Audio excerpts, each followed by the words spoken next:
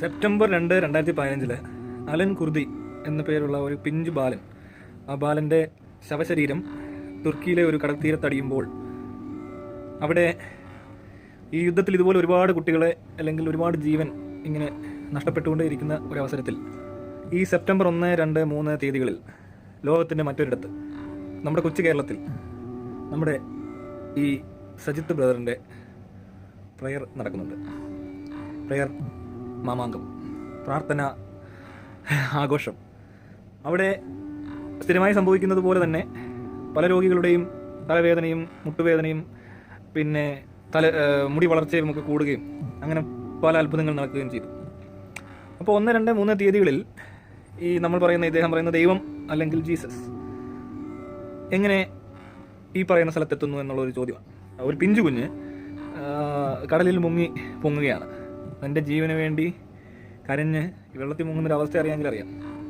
അങ്ങനെ മുങ്ങിപ്പൊങ്ങുന്ന ഒരു കുഞ്ഞിനെ കാണാത്ത ദൈവം അല്ലെങ്കിൽ കാണാൻ ജീസസ് ആയിക്കോട്ടെ, വെള്ളത്തിന് മീതെ കൂടെ നടക്കുകയും ഓടുകയും എവിടെ വല വീശണം, എവിടെ മീനുണ്ട് എന്നൊക്കെ അറിയാവുന്ന, കുട്ടികളെ സ്നേഹിക്കുന്ന, അല്ലെങ്കിൽ എന്തുമാകട്ടെ മനുഷ്യന് വേണ്ടി ജീവൻ വരെ വിടുന്ന ജീസസ് ഇത് കാണാതെ പോകുന്ന അവസരത്തിൽ, ഇത് മാത്രമല്ല സിറിയയിലൊക്കെ അന്ന് നടന്നുകൊണ്ടിരുന്ന ഭീകരമായ കൊലപാതകങ്ങളും യുദ്ധവും ഒന്നും ചെയ്യാൻ പറ്റാതെ കാണാതിരുന്ന ജീസസ് ഇവിടെ ഈ സജിത്ത് ബ്രദർ സംഘടിപ്പിച്ചിരിക്കുന്ന മീറ്റിങ്ങിൽ അല്ലെങ്കിൽ പ്രാർത്ഥനാ യോഗത്തിൽ പങ്കെടുക്കുകയും അവിടെ ഇരുന്ന 1-2 ബാധ ശരീരങ്ങളിൽ പലരുടെയും പ്രവേശിച്ചിരുന്ന ബാധകൾ ഒഴിപ്പിക്കുകയും ഒക്കെ ചെയ്യുന്ന ഒരവസ്ഥ, പിന്നെ ഉന്തിത്തള്ളിയിടുക, അങ്ങനെയുള്ള പണികളൊക്കെ ചെയ്ത് സജിത്തിൻ്റെ കൂടെ കൃത്യമായി പങ്കെടുത്ത ഒരു ദൈവം, അത് ജീസസ് ആയിരിക്കാം.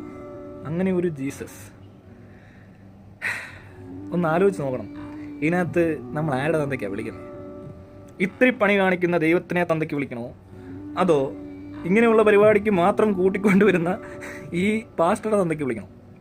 എന്താ ചെയ്യുന്നത്? ഒരു കൺഫ്യൂഷൻ ഉണ്ട്.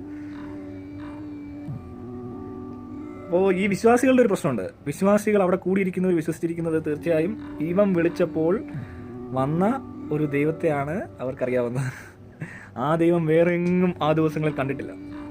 ഒരു ദിവസം ഒരുപാട് കൊലപാതകങ്ങളും ബലാത്സംഗങ്ങളും പീഡനങ്ങളും പിടിച്ചുപറിയും മോഷണവും ഒരുപാട് രോഗികളും ഒക്കെ ഉണ്ട്. അതിനിടയിൽ ഇങ്ങനെ ഒരു പ്രത്യേക മീറ്റിങ്ങിലേക്ക് ദൈവത്തെ എത്തിക്കുന്ന ഇവൻ ആരാ മോൻ അല്ലേ? നിങ്ങൾക്കൊന്ന് ആലോചിച്ചൂടെ? ഒരു തള്ളയുടെ ദേഹത്തെ ബാധ ഒഴിപ്പിക്കാൻ വേണ്ടി ജീസസ് എത്തുന്നു. ഉന്തിമറിച്ചിടുമ്പോഴും അവിടെ ജീസസ് ഉണ്ട്. ജീസസ് കയറി അങ്ങ് പ്രവർത്തിക്കുകയാണ്. പക്ഷെ ആ സമയങ്ങളിൽ ജീവൻ പോയിക്കൊണ്ടേയിരിക്കുകയാണ്. വെടിയുണ്ടകളിങ്ങനെ ചീറിപ്പാഞ്ഞ് അലമുറയിട്ട് കരയുന്ന കരച്ചിലും സൊമാലിയയിലും ഒക്കെ പട്ടിണി കിടന്ന് മരിക്കുന്നവരെ ഒന്നും കാണാത്ത ഒരവസ്ഥ. അങ്ങനെ ഒരു ദൈവത്തിനെ, നിങ്ങളുടെ വയറുവേദന മാറ്റാൻ അവിടെ എത്തിച്ച ഇവനെ സൂക്ഷിക്കണം. ശരിക്കും നിങ്ങൾ സൂക്ഷിക്കണം. മനസ്സിലായോ? ഇവന്മാരെ ശരിയല്ല.